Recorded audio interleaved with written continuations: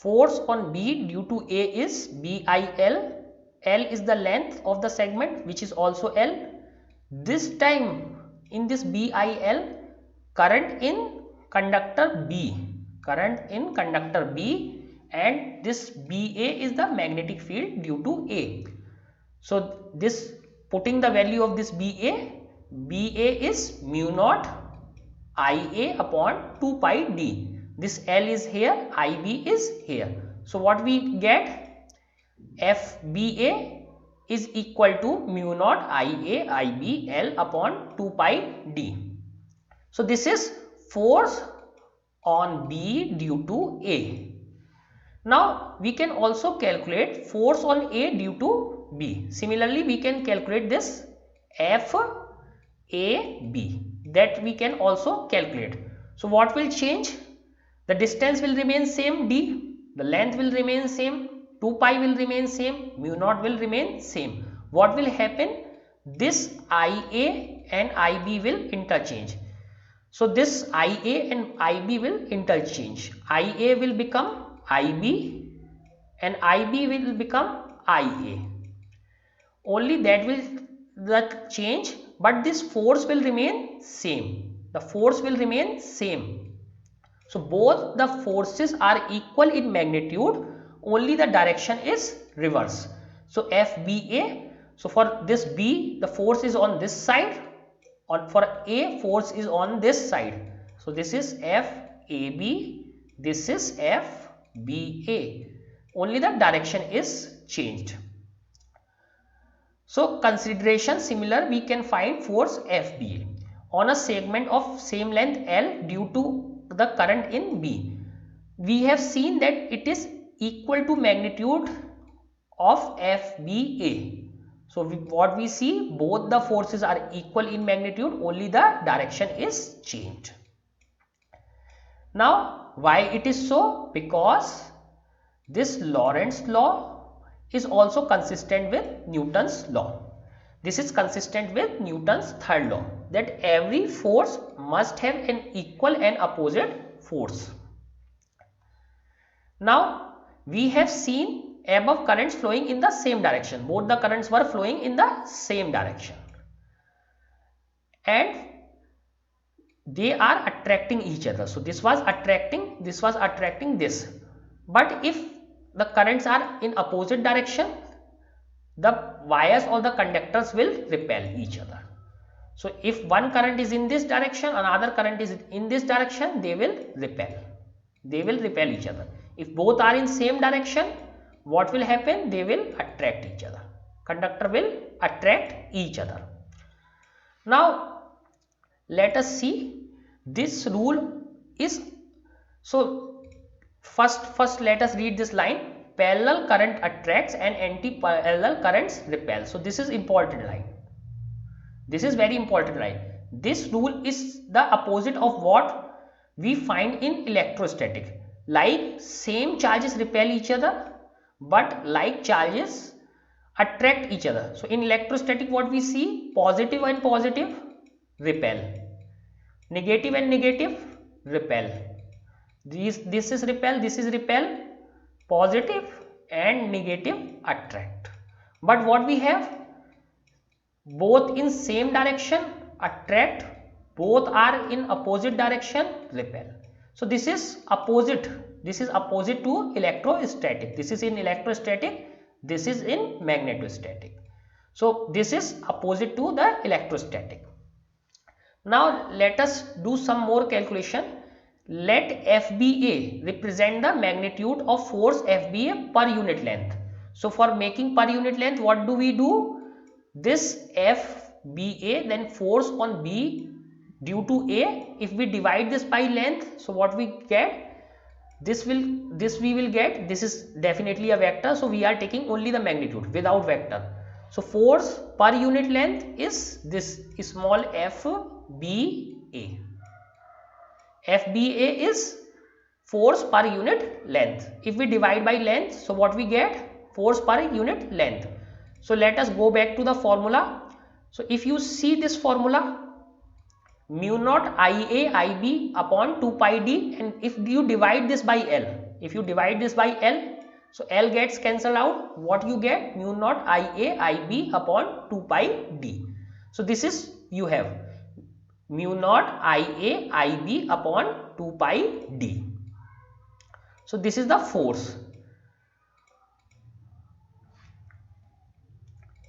The above expression is used to define ampere. Now we will use this expression to define ampere, which is one of the 7 basic SI unit. So you always read about this unit ampere, but now we are going to define that unit, what is an ampere. So let us put some values. So if this current Ia is 1 ampere, okay, this Ib is also 1 ampere, this distance is 1 meter, then what will happen? The ampere is value of that steady current when maintained in two very long straight parallel conductors of negligible cross section and placed 1 meter apart in vacuum, would produce on each of these conductor a force equal to this many newtons per meter of length. So let us understand this line. This is very important because many times this comes in your exam. So what is the force between two parallel conductors? So let us see. So if this FBA is equal to, if IA is 1, IB is 1, D is also 1. So what we have? Mu naught upon 2 pi. Okay, what is the value of mu naught? 4 pi into 10 to power minus 7. This is 2 pi. Let us divide. This is, so force is 2 into 10 to power minus 7 newtons.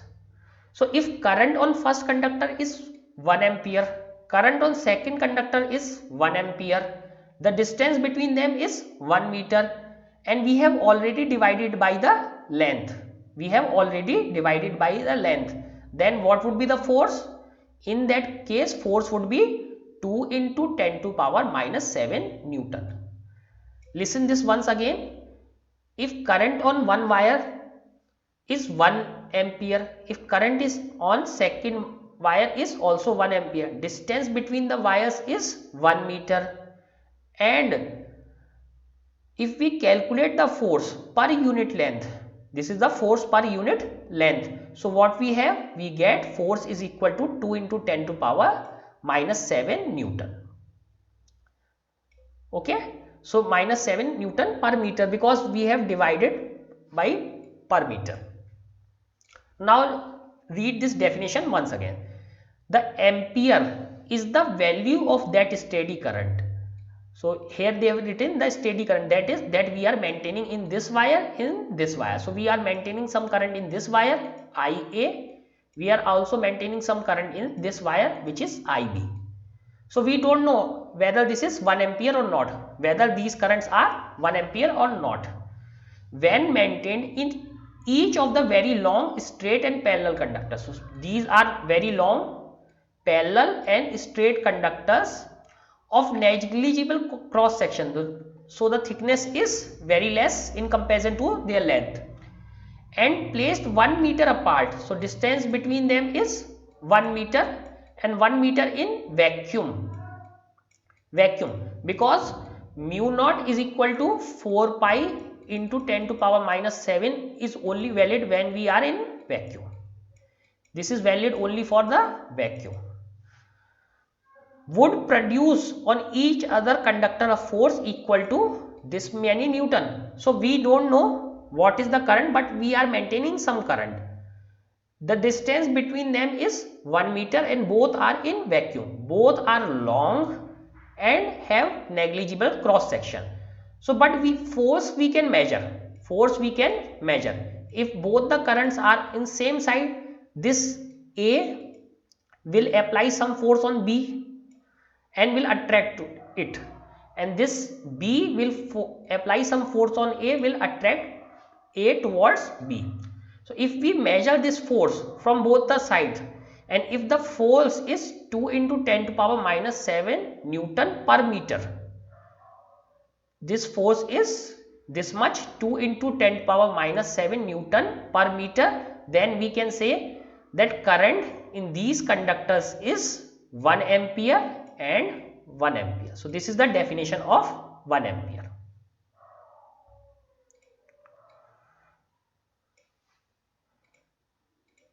This definition of ampere was adopted in 1946.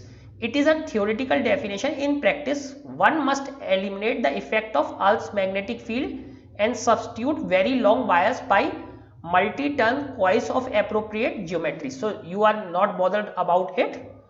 Only thing is that you are bothered about that when two wires maintained on a steady current, both are long, straight and parallel and kept in vacuum and have zero cross section, then force between them is 2 into 10 to power minus 7 Newton per meter. Then we can say the current in both the wires is 1 ampere.